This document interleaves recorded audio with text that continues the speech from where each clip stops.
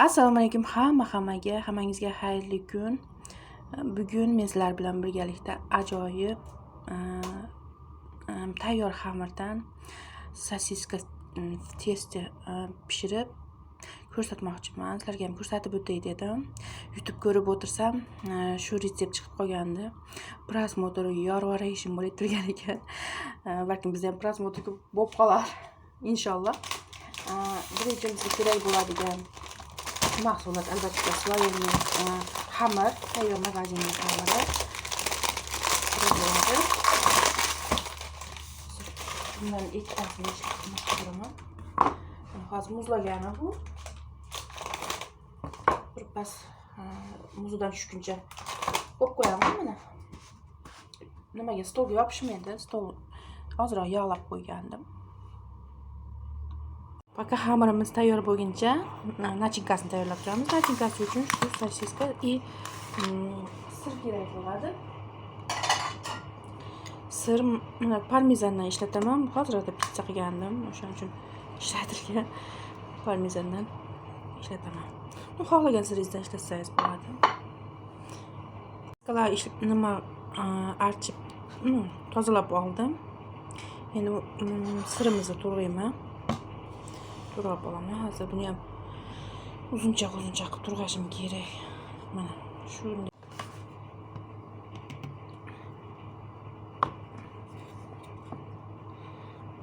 Примерно shunaqa qilib to'g'rab olaman.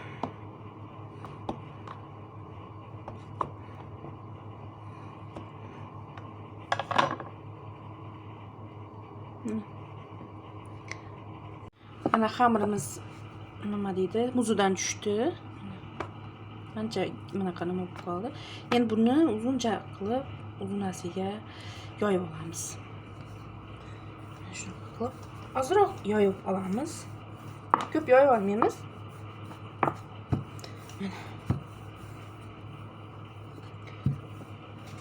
Mana. Ko'rinyapti degan mana. Xullas mana shunaqa uzun qilib yoyib oldim. Ozroq bir tarafga yoydim, e'tibor bergan bo'lsangiz. Buni nima uchun bunaqa qildim? Chunki mana sosiska qo'yganimizda ikki joyiga to'g'ri kelish uchun mana ko'ryapsiz. Mana shunaqa bo'lish uchun. Xullas endi sir qo'yaman o'sha yoniga. Ozroq yetmay qolgan joyiga sirdan kesib yoki xullas mana shunaqa qo'yib olamiz. Xullas mana shu yerda to'liq sir bo'lishi kerak. Ko'rib turibsiz-a? Azizlar, xamirini mana shunaqa qilib qayirib oldim. Endi buni burchaklarini bunday tugib olamiz. Mana ko'rinyapti menimcha. Xullas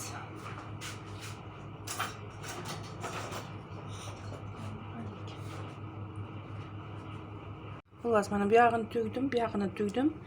Endi xamirni yonidagi bunday kesib olamiz. Mana. Bundan ham yana bitta chiqaramiz hozir. Dashi nima qilamiz?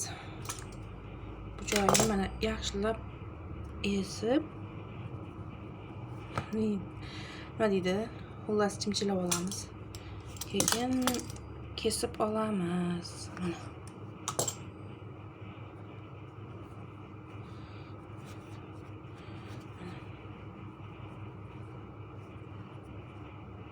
Mana yaxshilab ochilib ketmay turgan qilib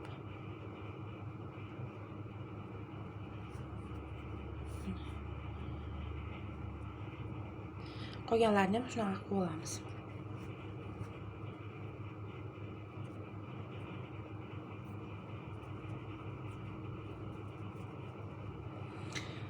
Chetga olib turamiz.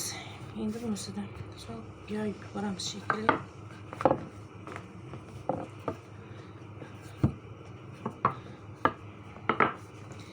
Bunisiga xuddi shunaqa qilib sosiska qo'yamiz bittadan. Keyin sir qo'yib olamiz.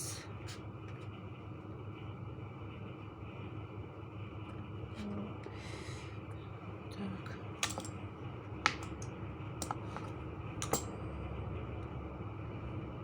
Xullas tushunarli menimcha. Mana. Endi bu xamirimizni bir-biriga yopishtirib olamiz.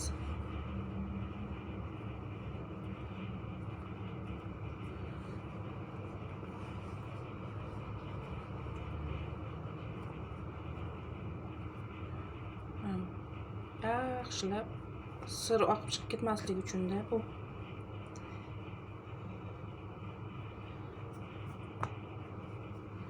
Endi mana shu joyini ham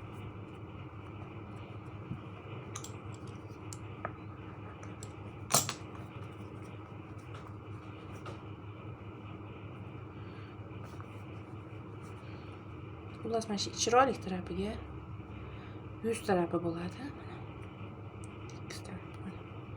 Cheklari iloji bo'lsa pastda qolib ketishi kerak.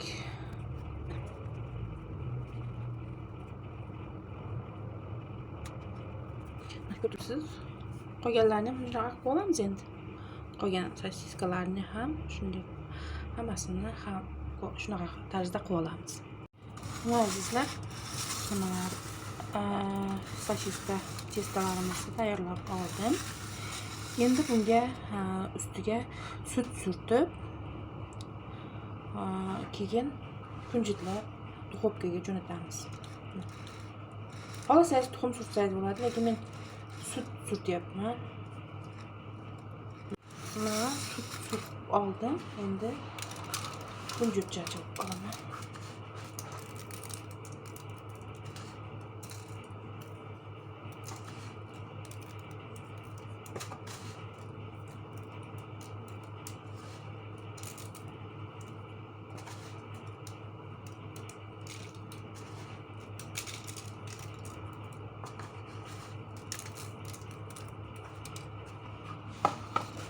Mana azizlar, kunjutni ham sochib oldim.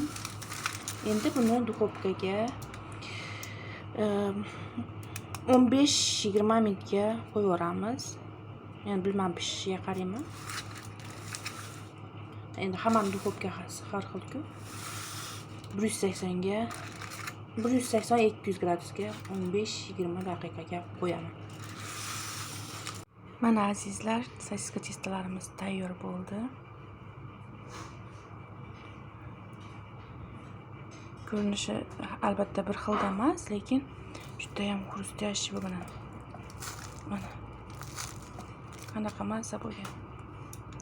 Hozir birontasini kesib ko'rsataman.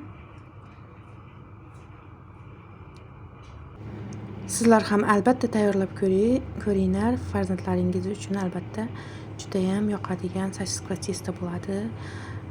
Xamiri qisir-qisir qilib turadigan, sosiskasi mazali, sirlari cho'zilib turadigan sosiska testo tayyor bo'ldi. Sizlarga ham tavsiya qilib qolaman tayyorlab ko'rishni. Keyingi videolarimda ko'rishguncha Allohga omonat bo'ling.